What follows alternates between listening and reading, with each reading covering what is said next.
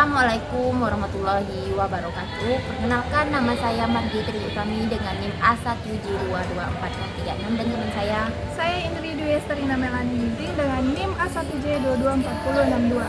Baiklah teman-teman, di video kali ini kami akan mempresentasikan topik perkuliahan mata kuliah psikolinguistik, yaitu encoding dan decoding. Video ini kami buat untuk menuntaskan ujian tengah semester yang diampu oleh Ibu Siti Fitria SSMA. Baik teman-teman, sebelum masuk ke video materi, ada baiknya kita mengenal apa itu bahasa, pengertian encoding dan decoding, dan proses-prosesnya. Bye! Baiklah teman-teman, apa sih pengertian bahasa? Bahasa merupakan alat utama manusia untuk berkomunikasi dan menyampaikan pikiran, perasaan, serta gagasan. Dalam proses komunikasi, manusia tidak hanya berbicara dan mendengarkan, tetapi juga melakukan proses mental yang kompleks, yaitu encoding dan decoding. Apa sih pengertian encoding dan decoding itu?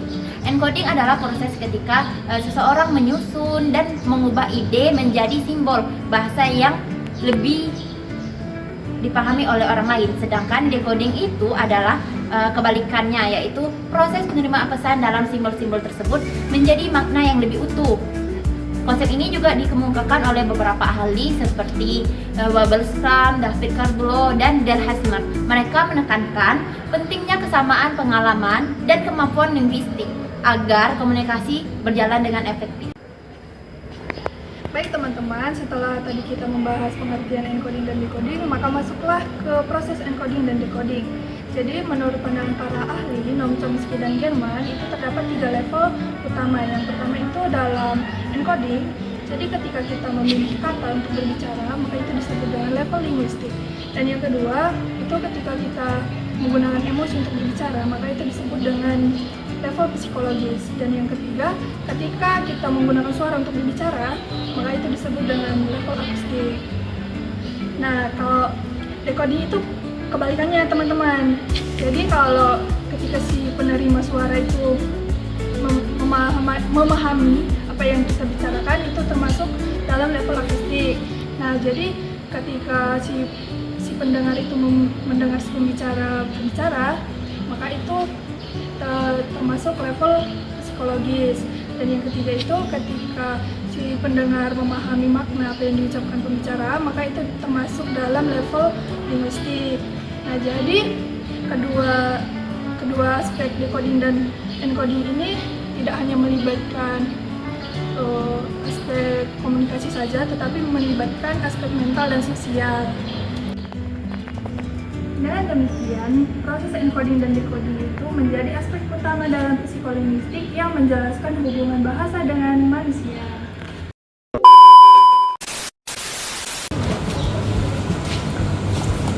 Aduh, panas banget ya hari ini. Iya nih, kayak matahari dekat banget sama kita. Iya, kayak secinta itu loh matahari ke kita. Bisa aja kamu. Utami, tadi kita di kelas itu belajar tentang encoding dan decoding nggak sih?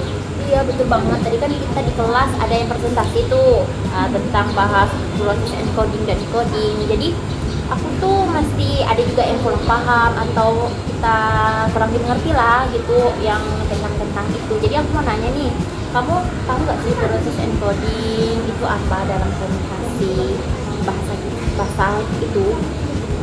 Kalau nggak salah tadi yang aku dengar dari presentasi di kelas itu encoding itu kayak proses waktu kita bikin pesan nggak sih, terus kayak kita mikir gimana, kita mikir dulu sebelum mau ngomong gitu. Iya sih, tadi aku juga masih ingat gitu kan apa yang dibilang di kelas. Menurut aku benar banget. Jadi encoding itu tahap awal dimana kita tuh punya ide atau pemikiran, terus kita pilih kata-katanya dan susun kalimat supaya pesan itu jelas dan bisa dimengerti oleh orang lain dan ya dimengerti lah gitu pokoknya. Oh, jadi proses encoding itu bukan asal ngomong aja ya, tapi ada prosesnya juga ya? Ya betul, tadi kan di kelas tadi banyak gitu proses-prosesnya, ada level dari menurut German, Chomsky yang ada 3 level kan setiap masing-masingnya tuh, ada psikologis, linguistik, Akustik juga.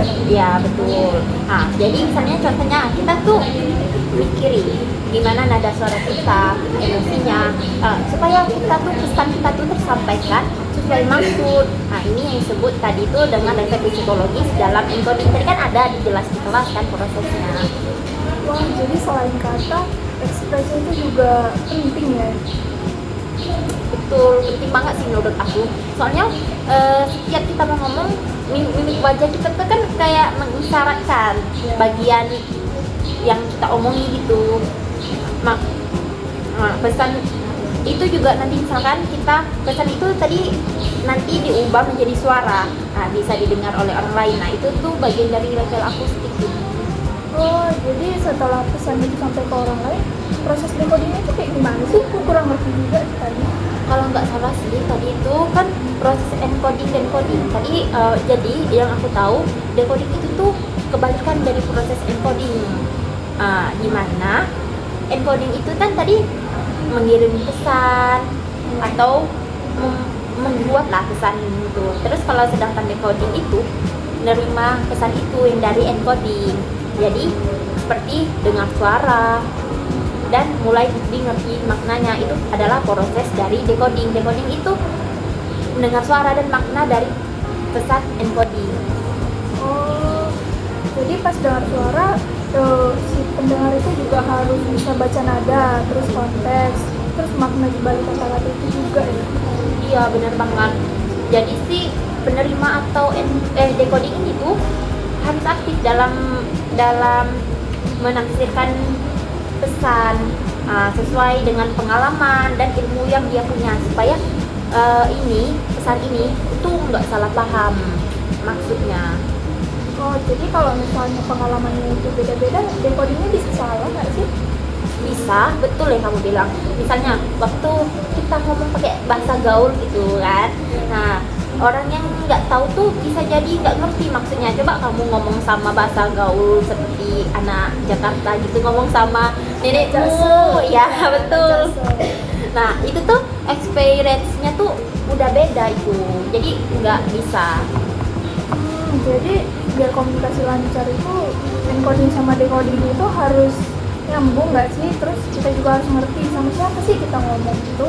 Iya betul banget. Tadi ada juga dijelaskan kan beberapa ahli yang bilang kalau nggak salah tadi menurut Scrum ya, bilang komunikasi itu berhasil kalau pengirim dan penerima itu punya kesamaan pengalaman. Jadi pengalaman nggak sih? Ya. Jadi pesan yang bisa dimaknanya tuh sama, yang intinya tuh harus punya kesamaan dan pengalaman. Jadi pesan tuh bisa dimaknai sama.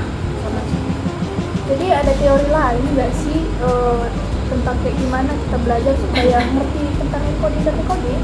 Ada banyak tadi dijelasin dalam kelas. Tapi aku seingatnya tadi ada David Berlo yang bilang tuh sumber pesan harus jeli dalam bikin pesan supaya tepat sasaran. Terus ada juga Der Hersmelt tadi kalau nggak salah yang bilang kita tuh harus bisa pakai bahasa sesuai konteks kita, seperti sosial, supaya komunikasi kita tuh efektif dalam berkomunikasi. Pas banget. Jadi sekarang aku udah ngerti gimana itu tentang proses-prosesnya lah, supaya ngomong itu jadi nyambung gitu. Jadi kamu selama ini nggak nyambung gitu kalau ngomong atau kayak mana? Kadang nggak nyambung sih karena mungkin kayak perbedaan pengalaman kayak kamu bilang tadi. Oh iya betul. Terus itu tuh yang kamu bilang tadi tuh karena encoding dan decodingnya tuh nggak klop in. Jadi makanya belajar psikologistik itu penting buat paham kita gimana cara kita berbahasa dan berkomunikasi dalam sehari-hari. Kasih Utami udah banyak jelasin tentang encoding dan decoding. Jadi sekarang aku udah tahu kalau misalnya komunikasi itu bukan tentang ngomong doang, tetapi ada banyak proses-prosesnya. Itu kayak proses berpikir, proses kita mirip kata, dan gimana kita paham konteks ngomong itu. Ya, sama-sama Indri. Nah, semoga ilmu yang kita pelajari di kelas dan di sini kayak diskusi kita juga itu bisa membantu kita berkomunikasi di sehari-hari, dan kita bisa kayak ngobrol sama orang nyambung gitu, bisa gitulah kan. Udah, jadi udah sore juga, kita pulang aja gak sih? Boleh lah, udah capek banget nih.